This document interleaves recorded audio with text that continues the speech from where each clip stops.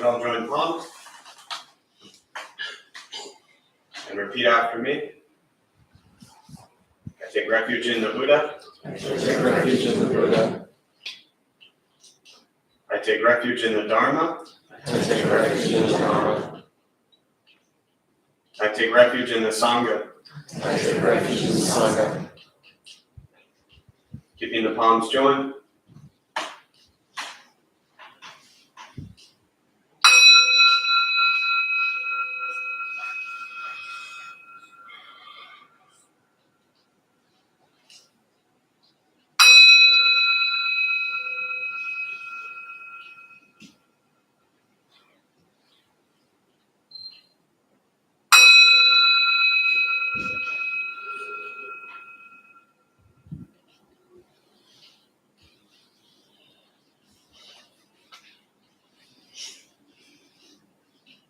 Put the palms down.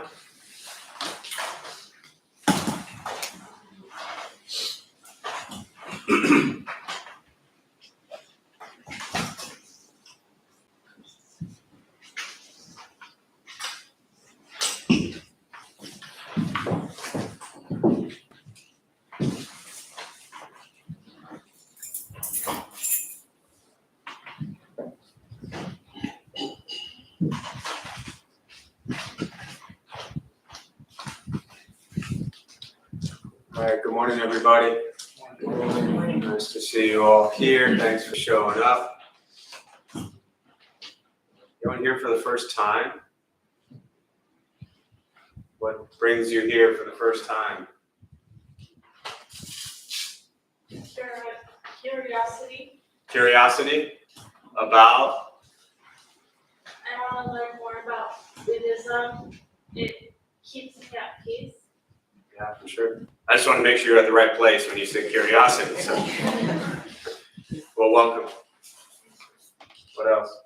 I've been learning about Buddhism for a few months, and found a person. Nice. Well, what have you learned so far? One thing that stood out to you. I'm sorry to put you on the spot, but it's what I do. Yeah, the very universal ideas of Buddhism. Yeah, beautiful. Thank you for sharing. What else? First time? Yeah. Either of you. Yeah, go ahead. Yeah, I can practice meditation and focus on And what was the last part? focusing. Yes. Good to see you. Thank you. I used to go to a sangha called Mental Insight in New York City, and I was realizing I was feeling really homesick for it. Yeah. So I thought I'd find a new place to sit. Nice. Well, welcome. How long have you been in San Diego? Well, 5 years, so Okay. it's a long time to be in sangha, but the homesickness just was there. Yes. Well, you found it. You know, it's interesting. Actually, Thursday night, our topic, we talked about Sangha and the importance of community. And, we hear that and see that a lot where there's communities that, Sangha, for those who don't know, is the community of practitioners that come together. At the time of the Buddha, the disciples, the monks, the nuns, that was their Sangha. Kind of fast forward to more of a modern day Buddhist world, we look at Sangha as the group of people that come together to meditate, look at Buddhist teachings, the Dharma, things like that. And we hear that a lot where people were somewhere and then, they missed their Sangha. And the challenge really is to, first off, just identify what Sangha community means to you. And at the very beginning, we took refuge in what's called the Triple Gem, the Buddha, the Dharma, and the Sangha. And so finding safety, comfort, protection, whatever refuge is to you, but finding safety, comfort, protection in the Buddha, the Dharma, and the Sangha. And it can be really difficult to find places that you're comfortable and that you feel that you can just be vulnerable and yourself. All the beauty and all the mess and all the chaos and all the joy that yourself is, to just be comfortable with all of that. And I always tell people when they show up here for the first time, not necessarily here, but if they come in downstairs or something and they ask about Buddhist temples, I always tell them within 20 miles of here, there's probably 40 Buddhist temples. I'm not even joking. And I always encourage people to go, to see all of them, to experience all of them. Maybe not one day, you probably get tired, but to kind of explore the magnitude of Buddhism in San Diego, because there is a lot, and see what resonates with you, see what settles in with you, see where you're comfortable, see where you can just show up as your authentic self and be yourself. And not a lot of places in the world that we can do that. So the joy, for me, one of the joys of creating and building and trying to hold Sangha together is creating a safe space where people can just be themselves. And in the process of all of that, it also doesn't necessarily mean that often people think like, oh, it's a Buddhist place, I can just do anything, or they're going to be okay with anything. No, within being yourself, you understand that there's kind of a structure behind it that puts pretty strict guidelines in place that ideally you don't feel at all. That's the whole point, is that you just want to show up and be yourself. But creating spaces like that takes a lot.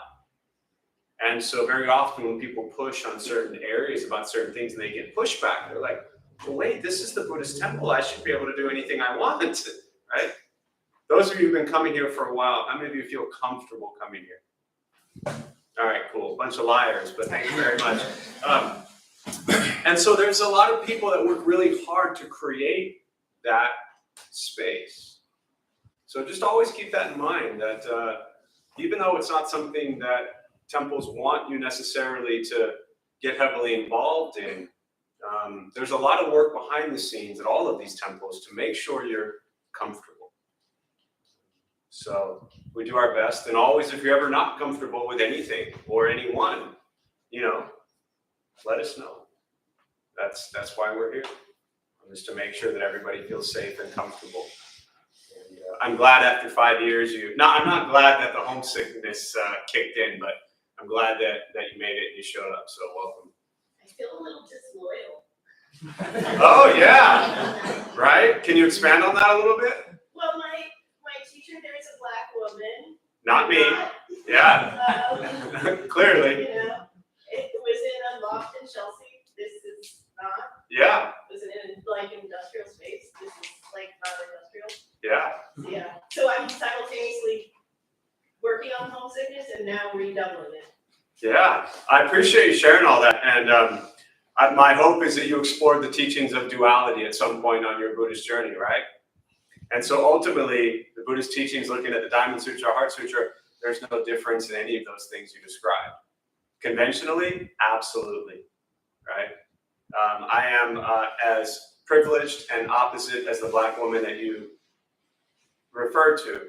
I am a straight, white male with every privilege in the book, able-bodied, and everything has always been perfect in my life. That's what I come from. I just want to throw that out there on the table, so we're clear. And I'm fully aware of that, and I work on all of that every single day, and it is not easy. For whatever it's worth, we spent 10 years in a cool loft downtown, so if you'd found us 7 years ago, we would have been there, but now we're in an old church with a cross on top, so we'll just have to get used to it. All right, so we'll start with the meditation practice. A couple things to tell you before we begin. Nothing's going to happen to you. You're not going to float away. You won't have any mystical, magical experiences. The mind that races all day long is not going to shut off. Don't judge your practice. I mean, you don't ask yourself, is this working or not working? Are you doing it right or wrong? We're just going to sit. We're going to breathe. You'll hear sounds inside, sounds outside. This is life. Life is filled with chaos. And this practice is learning to get quiet and still within all of the chaos. Posture, you do just want to be comfortable. If you are in a cushion, often it helps slide into the front third. Pushing the stomach forward allows the back to straighten. If you're on a chair or bench, however you're seated, also just trying to relax the shoulders, hands on the knees or lap. I'll guide us as we begin, and we'll settle into a little bit of silence. Most important, do not expect anything. We're just going to sit and breathe.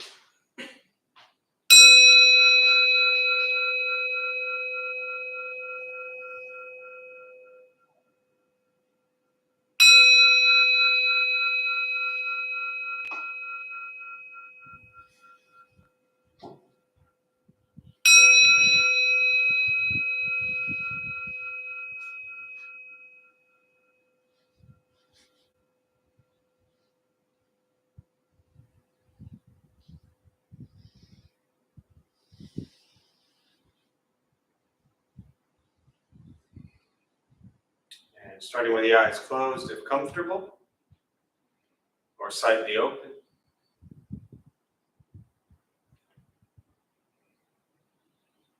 Mouth is open or closed, whatever's comfortable.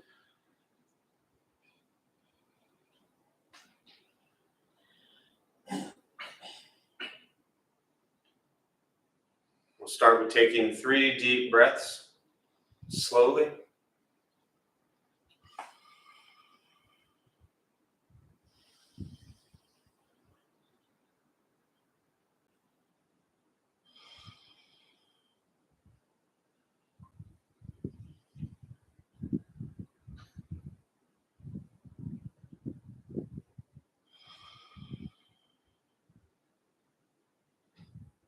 And eventually, settle into a natural rhythm of the breath.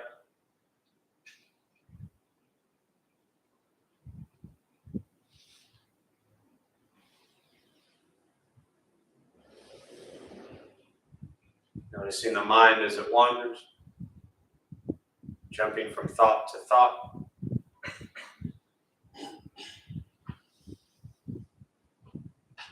Start with gently guiding the attention, focus to the stomach or chest.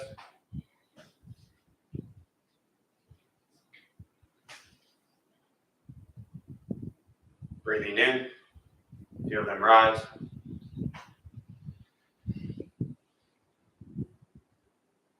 Breathing out, they fall.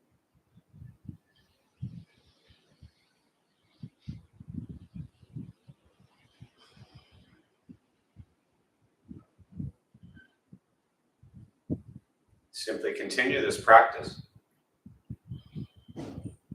observing sensation of breath.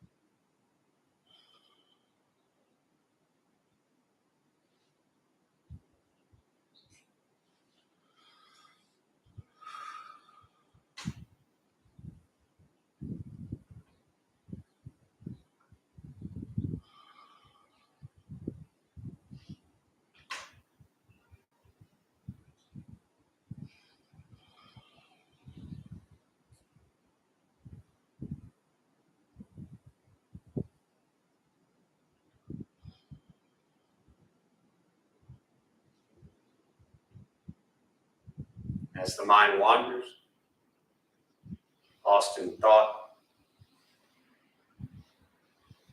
recognize it.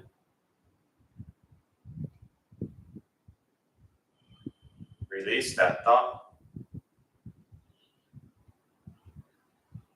Return attention, focus to the breath.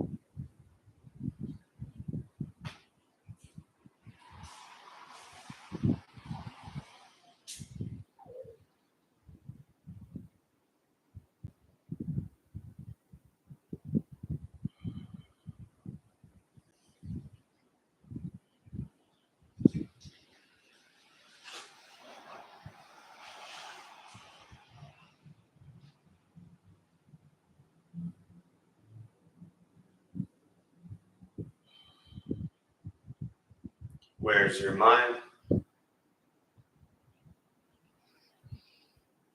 Lost in thought?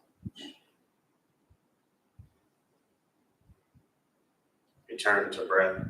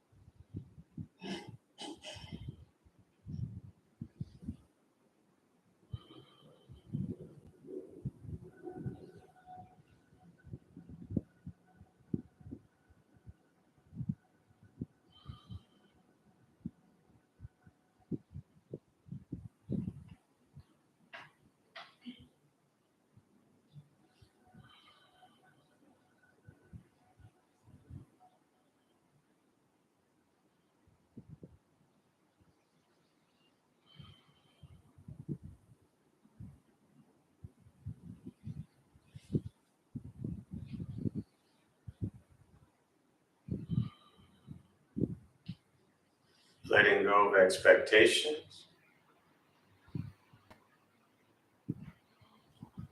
Letting go of judgment from the practice. Just sitting. Breathing.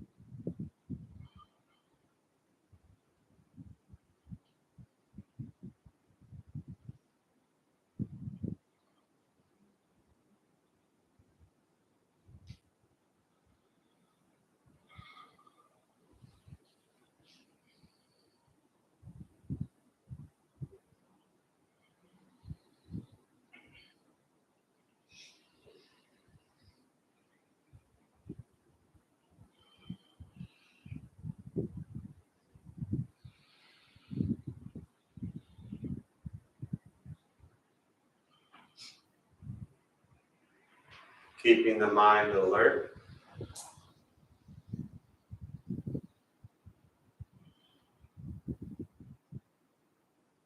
Aware of each sound.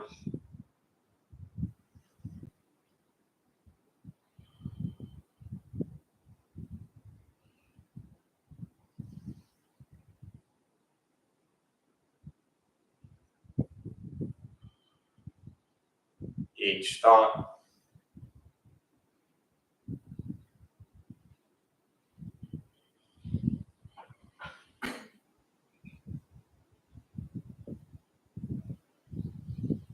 Each physical sensation.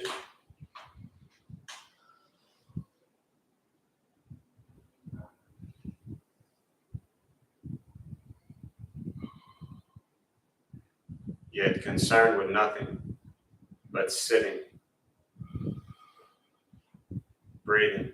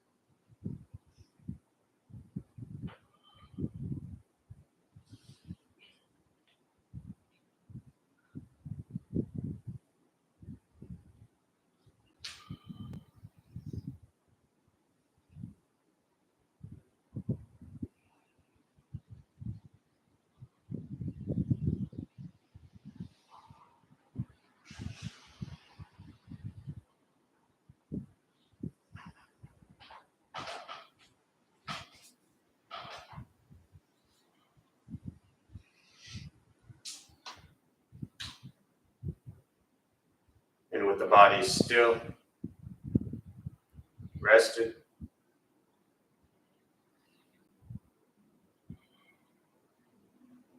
and the speech quiet, aware of all sounds.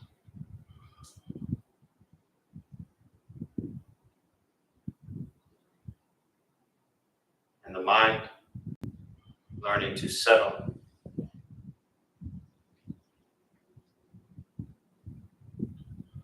Know what it's like to just sit and breathe.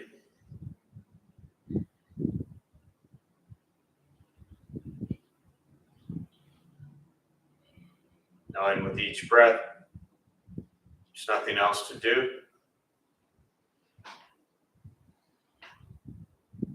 Nowhere else to go.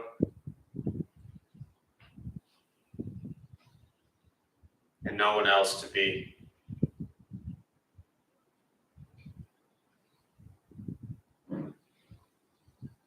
Everything beautiful, exactly as it is. Sitting, breathing.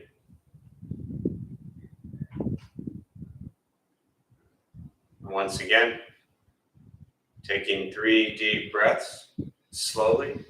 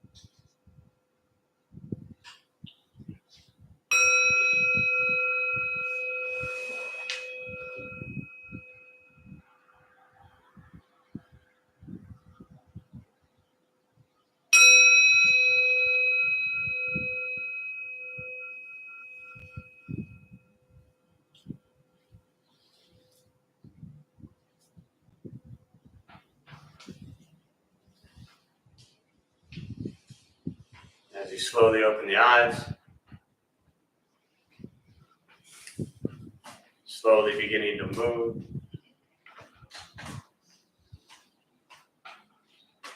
And most important, the practice of meditation, to recognize how you feel now,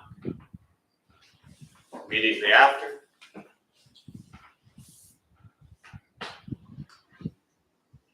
Compare this to how you typically feel throughout your day. Recognize the difference, if there is one. Ask yourselves how you prefer to feel every day for the rest of your life. And realize however you feel now, if it's quiet, calm, still, or a busy mind, racing mind, whatever you're sitting with at this moment, has nothing to do with anything I said. It's nothing to do with how you sit and hold the hands across the legs. It's nothing to do with the sounds around us or anything else for that matter. It's everything to do with your own mind and your own mind's reaction to an external condition. This is what the Buddha called pratitya samuppada, means dependent origination. This is the basis of the Buddha's awakening. The word Buddha simply means awaken. He was a human being, no different than any one of us. He began to understand why he suffered, why he got angry, sad, depressed, stressed, anxious. He began to understand the causal relationship of all phenomena. What that means, very simply, for all of us, regardless where you come from or what you believe in and where you think you're going, your whole life is filled with things that happen. You react. More stuff happens. More reactions. That's what we get. This practice is simply learning what it's like to respond to something quietly, peacefully, still. Because for most of us, the way you responded to the last 20 minutes is quite different from how you respond to everything else that's happening throughout your day. So all we're working on is closing the gap where the way you feel now is closer to how you feel always. Just as driven, motivated, productive, successful, whatever that means to you in your respective lives. But with a mind that's steady, clear, focused, distracted by nothing, disturbed by no one. It's not an easy practice. It's not necessarily fun. This is not an escape. If your life is a crazy, hectic, stressed out mess, this isn't going to fix that. It helps you become aware of what's going on in your life so you can then make changes. This practice is direct perception into the present moment. And each moment, as we know, is filled with difficulty, challenges, discomfort, angst, dissatisfaction. This is dukkha. This is suffering. Each moment is also filled with joy and happiness and beauty. But regardless of how you label it and what you refer to it as, it doesn't change each moment. So what we're working on is being with life as it arises. And that's something for some reason, which is incredibly difficult for most people. Because as life occurs, our mind gets in the way and tells us it should be different.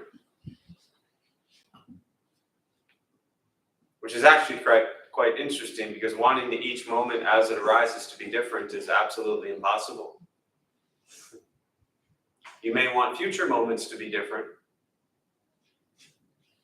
That you can change based on what you do in each present moment.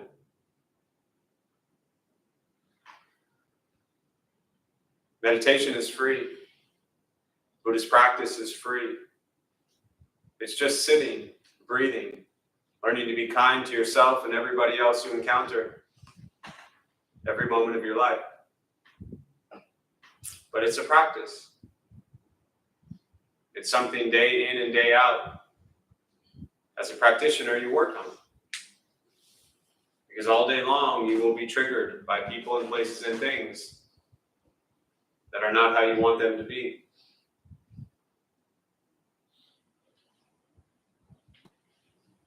And the sad part is, so many people spend way too much time trying to change, fix, control, manipulate everything around us, everyone around us. Wanting them to do this, wanting them to do that, wishing they would do this, wishing they would do that. They're on their own journey. Our practice is to work on our reaction to the world around us, so we can embrace each moment with kindness and compassion and understanding. But it's not easy. So with that, I'll pause. For me, I really just prefer to respond to questions. Meditation, Buddhist practice, to those who are joining virtually, welcome, glad you're here. Feel free as you are to say hello. If you have any questions or thoughts, you can put it in the chat box there as well. But we use the rest of our brief time this morning, and I'll just open up to questions, thoughts, whatever's on your mind, and we'll go from there. On the subject of death, so when you know you have a family member. What was the first thing you said? I'm sorry. On the subject of death? Death. Okay. So when you have a family member that's dying and you know it's inevitable, and you think you're prepared, but when it actually happens, you realize you weren't prepared. So how do you actually prepare? Sure. So I'll just, for everyone, I'll do my best to repeat, paraphrase the question so those virtually can hear it. Your question was on the subject of death. When you have a family member who is inevitably dying and you thought you'd be prepared, but you're not prepared, how do you prepare for it, right? So, and I don't say this to make light of the situation, but bear with me for a minute. Inevitably, every family member is going to die. Everyone in this room is going to die. I will die. It could be an hour from now. It could be 50 years from now. No idea when. So, in Buddhist teachings, there's a very common expression that Buddha taught that is guaranteed to all of us. Birth, aging, sickness, and death. We cannot escape it. There's a story in Buddhist teachings, it's often referred to as the mustard seed story, where a woman comes to the Buddha with a child that had died, and wants the Buddha, thinking the Buddha had these magical powers, wants the Buddha to bring back the child. And the Buddha said, please go to every house and collect a mustard seed from everyone that has not known death. No mustard seed comes back. So, the very first part of your question around how do we inevitably prepare for death when we thought we were ready is to understand that we are all dying every moment. We are one moment closer to death. I understand the nature of your question is about a very specific family member, but I want to start with addressing this because ultimately the response comes from the same place. All conditioned phenomena come together for a period of time and then cease to exist. The attachment to wanting people to never die is the cause of so much suffering. It is our inability to actually embrace the fact that we are all dying every moment. The question is, to me, not so much how do we prepare for death, but how do we prepare for life? Because that's what we have. Nothing I can say is going to make you or anyone feel any better about someone they love dying. It's not happening. Those feelings that are in your heart, those are there. They're not going to go away. And when our loved ones pass, it's going to hurt. And that means we have a heart. And that means we're human. Buddhist teachings do not necessarily solve or answer or fix things to me. They help us see the reality, which is we can often be so focused on the death part that we're not focused on, if we know someone has a week left to live, how much of that week do we want to be spent in fear and afraid versus actually being present for 7 days with someone who is dying?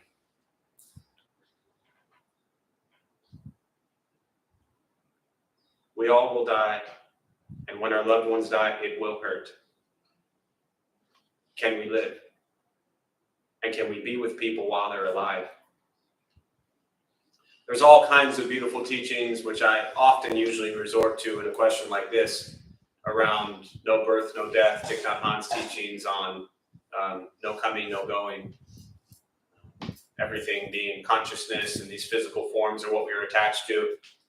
But for some reason, I chose to not talk about any of that and focus on, don't be afraid to live while this person is still here.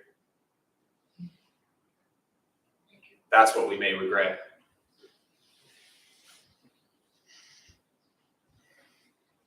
What else?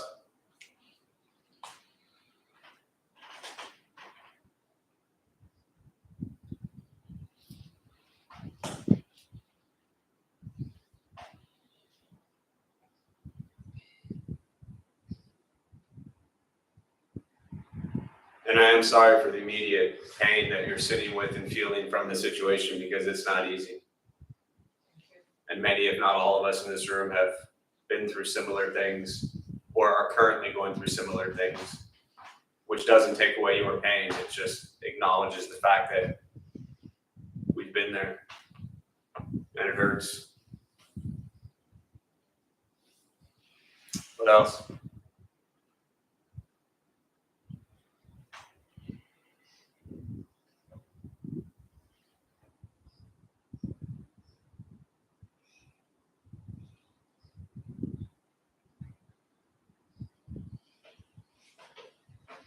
You brought up the concept of attachment, maybe more specifically attachment to a specific person. And I think that's something that in various degrees we all have, whether it's like family members, romantic relationships.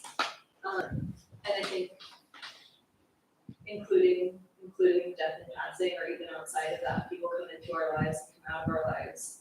And it's so easy to get wrapped up in that feeling of attachment and almost like a frenzied attachment to others. I guess just wondering advice on how to sit with that, limit that, help that, because nothing is necessarily stable inherently. I guess that's not a very well-worded question, but I thought it was a perfectly worded question. Not only is not anything necessarily inherently stable, nothing at all ever is stable. So you know, there's not like, well, everything, all conditioned phenomena are subject to change, and this is the Buddhist teachings on impermanence, that the entire world is different from how we perceive it to be. But I think with the attachment part, and the Buddhist teachings around non-attachment, what's interesting is very often people look at attachment from the lens that you're looking at it of, how do we not attach, is very often the question people ask. You didn't say this usually, but very often people will say to detach, and I always remind people that the at least the translation to English is not detach, it's non-attachment. So you're not cutting off, it's not attaching to. But the first thing I want to say is what the Buddha actually said about non-attachment is that attachment is going to cause suffering. To me, the teaching is not go through your life without having attachments. I don't find that practical. I don't find that realistic. Okay? We're going to attach. And understand in that attaching, that is the condition for us that will lead to suffering. So on one hand, embrace the attachment for what it is. Someone you know, you love, you care about. In many ways, it's a similar response to the prior question. And know that in that moment of attachment, it won't stay forever. And when it's gone, which it will be, appreciate it for what it was when it was there. Often if we fear attachment, that means, not always, but very often, that we're putting up this wall and isolating ourselves because we're afraid to care or love or embrace or engage with someone or something as it arises.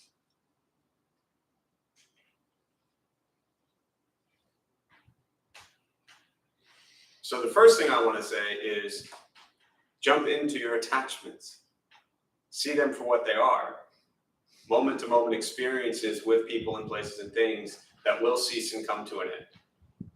And if you see this, it helps us begin to appreciate each moment, each person, place, thing as it's there. Now,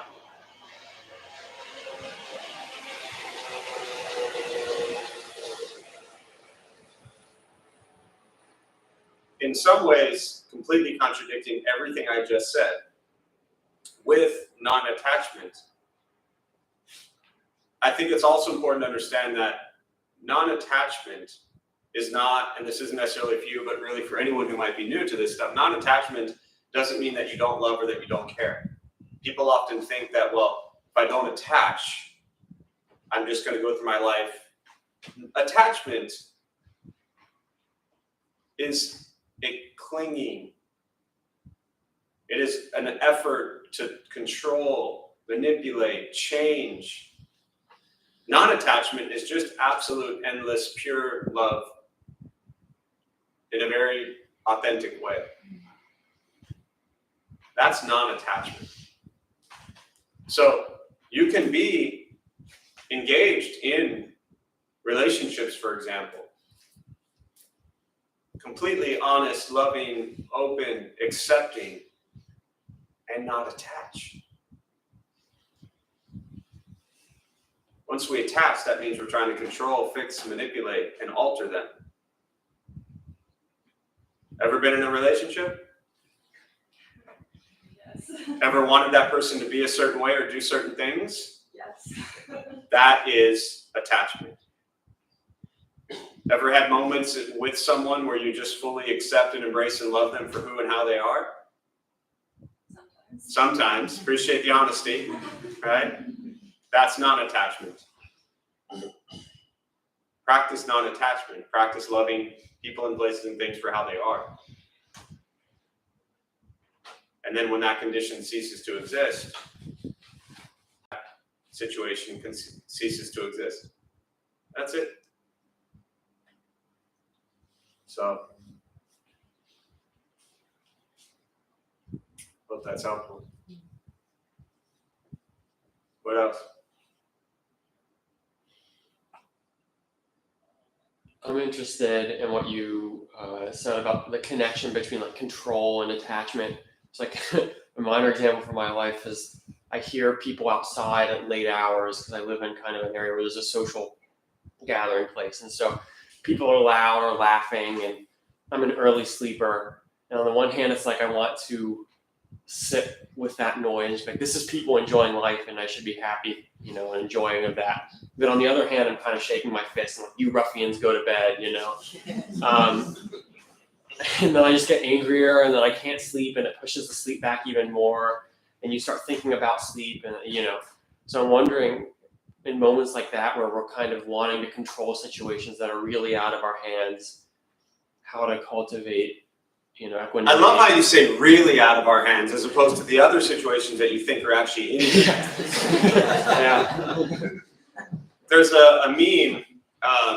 I share often that I love, and it's got a picture of some person sitting on a beach, and the waves are crashing, sun is setting, they're on a little lawn chair, beach chair, whatever, and there's probably a little fruity umbrella drink next to this person, and it says, "Relax, nothing is under control."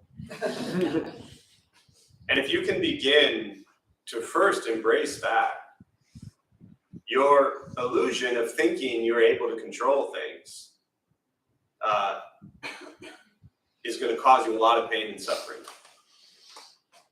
And I mean, I do love the fact that, after being around here for 3-4 months, you recognize that, because this would have been my first response to you, which, you said, which is you understand that there's the possibility that you could just be happy that they're enjoying their time.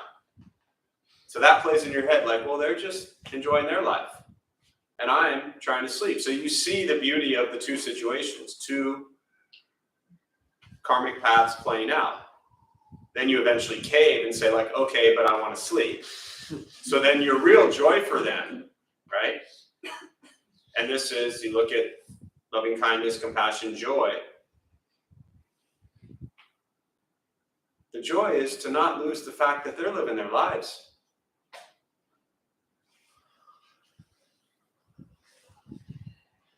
Wait till you get older. It's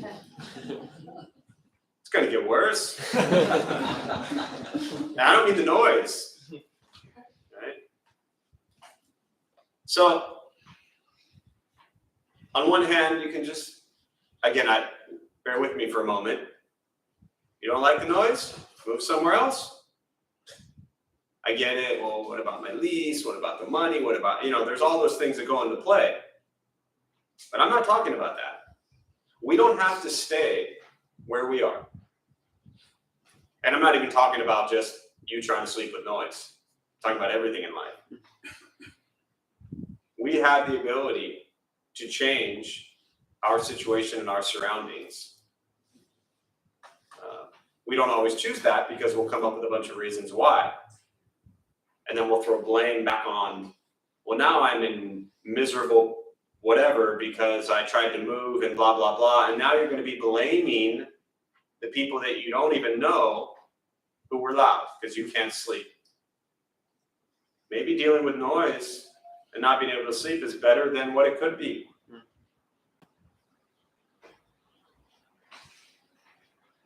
Maybe just get earplugs. Oh, I can hear them through. You got earplugs, yeah. But there are roaches, so you're right. It could be. So, yeah. What else?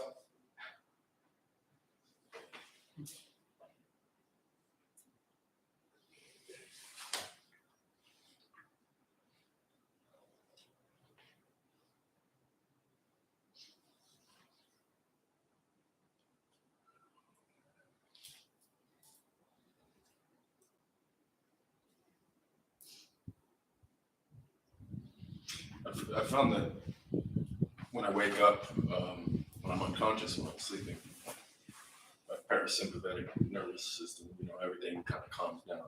When I initially wake up, I'm in a very calm state, and then slowly all the stresses and worries kind of come in, and I can feel it in my body, changing from kind of like this calm state to just all this anxiety. Any recommendations? Just kind of like, just meditate first thing or something like that, or some type of, kind of a simple question. So the question for those who didn't hear it was that you notice, when you're sleeping, everything's calm, and when you wake up, everything just anxiety and everything kicks in. And so any recommendations to not do that? And then you said, I guess you could just meditate right away when you wake up. So, I don't know, maybe 3-4 weeks ago, somebody who looks exactly like you, same name, maybe it was you, maybe not, I don't know, said something to me.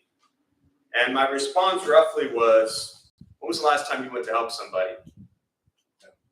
And you paused And I don't even remember what your answer was, but the general feeling was, again, I'm not saying you don't help people or not, but it wasn't your focus. Your focus was on intellectually trying to figure something out. And every moment from that day, you have spent intellectually trying to solve your problems. And every minute since that day, you have gotten nowhere closer to solving your problem. When was the last time you went to help somebody? Last night I tried. Again, I'm not trying to put you on the spot and say you're not helping people. My point is the practice.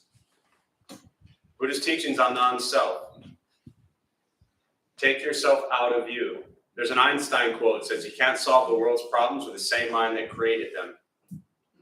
Your mind, and I'm speaking to everyone here, created all their minds created your problems. Your mind created your problems. That is all. My suggestion is you must begin to take that view. The Eightfold Path, the correct view, is the first one. The thing about the Eightfold Path, right, for those who don't know Four Noble Truths, first one, life is suffering. Dukkha doesn't mean all of life sucks, it just means you're going to suffer a lot in your life. The second one is the cause of suffering, greed, anger, ignorance. So we practice generosity, compassion, wisdom to overcome greed, anger, ignorance. The third noble truth is the end of suffering, nirvana, liberation, freedom from suffering. The fourth noble truth is the Eightfold Path. Correct views, thought, speech, action, livelihood, effort, mindfulness, concentration. Those are all available on Google for free, right? You're good to go. But you must practice them. You can't just memorize them. You have to put them in life and you have to see what they actually mean. And the thing about the Eightfold Path is it goes in order. It starts with correct view. And if your view is that yourself is going to solve yourself's problems, you're going to spend the rest of your life trying to solve these problems. And I am deeply, deeply suggesting you stop trying to figure stuff out, because you are torturing yourself. When you wake up, get your breakfast, splash water in your face, brush your teeth, get your coffee, whatever and then go do something for someone. Go volunteer. Go feed homeless. Every single day. And you will suffer less. Because you're not the only one in here. That's why people show up here. Nobody shows up here because everything in your life is peaceful and happy. We show up here because we're suffering, we're struggling, we're challenged. It's different. Everybody in here is at a different level of stress and chaos and trauma. But we're all dealing with something.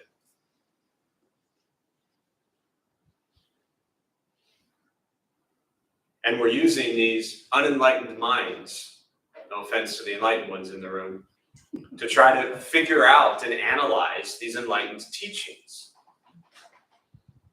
Thinking about this stuff all day long isn't going to change your life.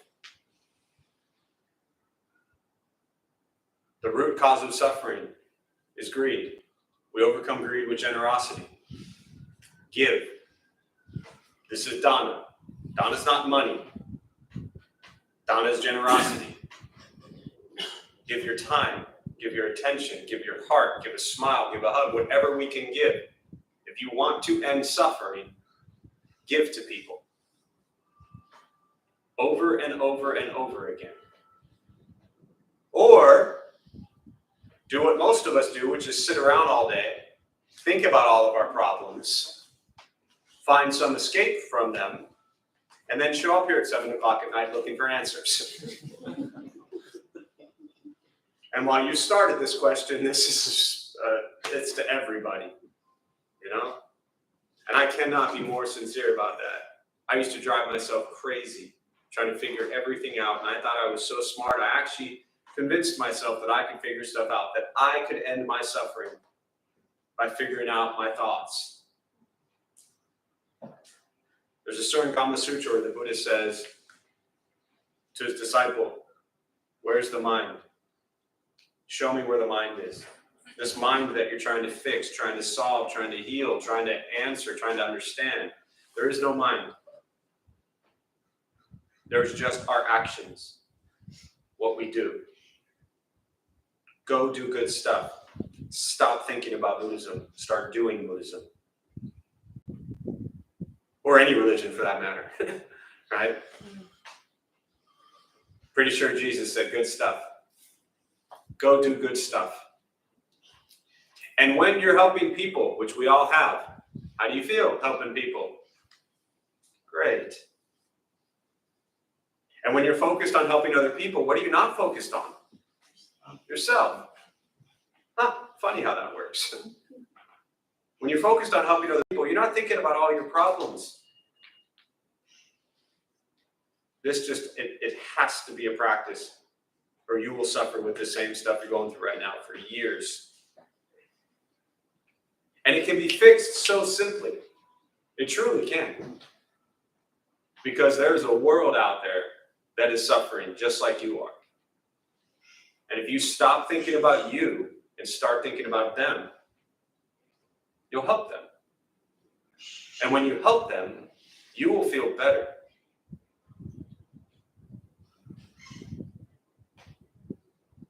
I haven't thought about my problems in like 20 years. You know? It's really nice. So, anything else? We'll do one more question before we close.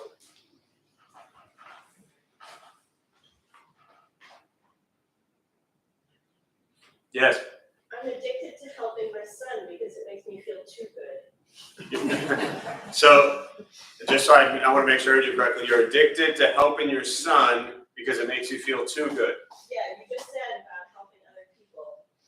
Yeah. Makes me feel better. Yeah. It makes me feel too good. What's wrong with, I'm sorry, and there's a question with this? I just feel like, how do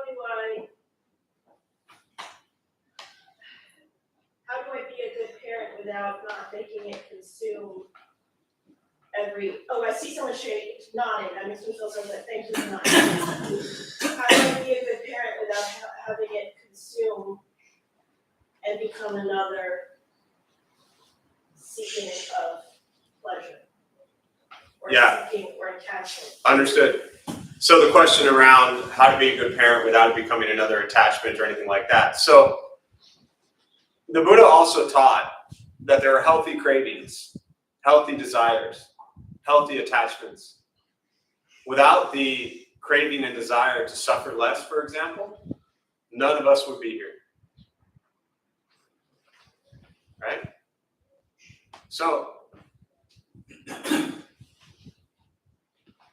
I don't know that, again, at least in the context you're asking this, I think that how old's your son? 6. Okay, then I just wanted to get that out of the way to make sure, right? He's not 18 and I'm not still. Right. Where I was going in, what I was going to say is I don't know that there's ever a time that you can I had a sense it was, the child was young, but that there's not, what I was going to say is there's not necessarily a time or place you can help them too much, except when you get into the enabling part, you get into, addiction, that's a whole nother concept. But when you're dealing with a 6-year-old, okay, and I don't give parenting advice, I'm not a parent, I don't know what it's like, but what I will say is your 6-year-old needs you and you know that.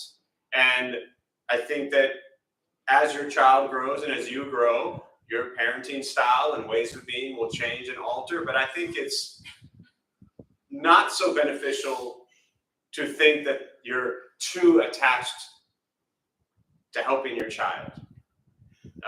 Again, you can talk to a parent therapist about all that kind of stuff, but I think from a heart place, it's a beautiful thing to do. What I will say, though, is that if that's a concern now when your child is 6, you're on a track that what happens when the child is 15? And now all of a sudden, well, even at 6, as my mother said, I stopped listening to her at 5. So you're a year, she just said that 2 days ago, right? So you're a year beyond that. But there will come a time where your child will not listen to you, which I'm sure already happens. But the danger of what a 6-year-old could do is not necessarily as dangerous as what a 15-year-old could do or a 17-year-old could do. So you're definitely on the track based on your question that a time's going to come where that child is going to be on their own, still under 18, probably still under your roof. That's where the practice of non-attachment is really going to be beneficial. You're going to love them the best you can, care about them the best you can, like you are now. And then you'll really practice non-attachment, because as soon as they say, hey, Mom, I'm going out, can I have the keys, or I'll see you tomorrow, whatever that line is, and you don't trust or believe any of it, that's where non-attachment begins. But the good news is you got a few years before that happens. But I still think it's, again, this is just my personal opinion. Keep loving the 6-year-old. Yeah, and if that makes you feel good, then great.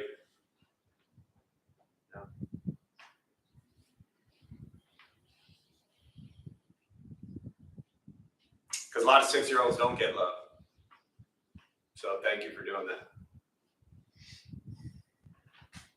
All right, so I think we'll close there. We'll join palms. May the benefit of this practice be shared with all beings in all directions. May all beings be at peace. May all be free from suffering.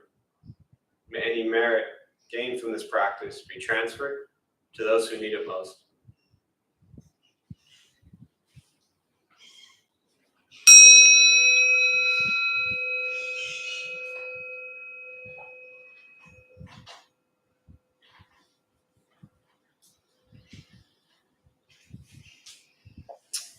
All right, a few quick announcements before you all head out. Thank you for being here. My name is Jeff. I'm the Dharma Bum.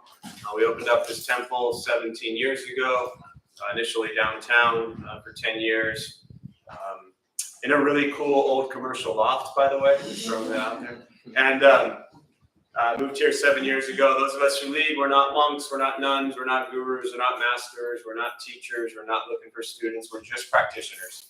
We do our best to take our understanding of Buddhist teachings and put it into terms that hopefully make sense to those who show up.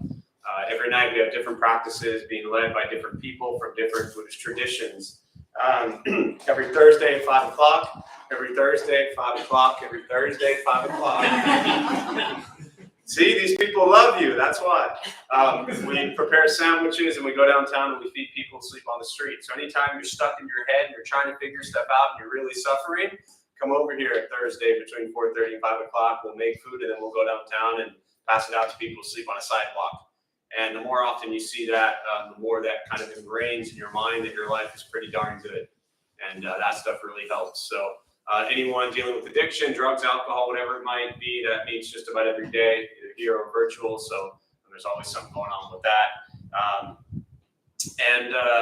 We do have a couple of special guests, but the one most just immediately coming up, which we just scheduled a few days ago, so I'll mention it now. Brother Michael, who was a monk with the Plum Village Deer Park tradition under Thich Nhat Hanh, actually was Thich Nhat Hanh's attendant for a few years, I believe, but incredible person, a Navy veteran, and I think maybe 10, 12, 14 years, like I said, as a monk, and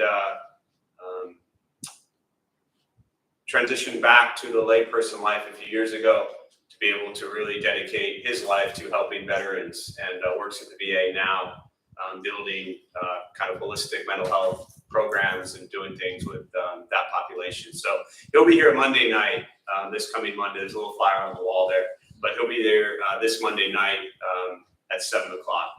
So yes, I know it's a holiday week. Holidays are great, but we are here because holidays are when people tend to need us the most. So we know they're there, but we kind of don't acknowledge them. So as far as schedule wise, we just continue to exist. So Mike will be here Monday night if anyone wants to come. Other than that, thanks for being here.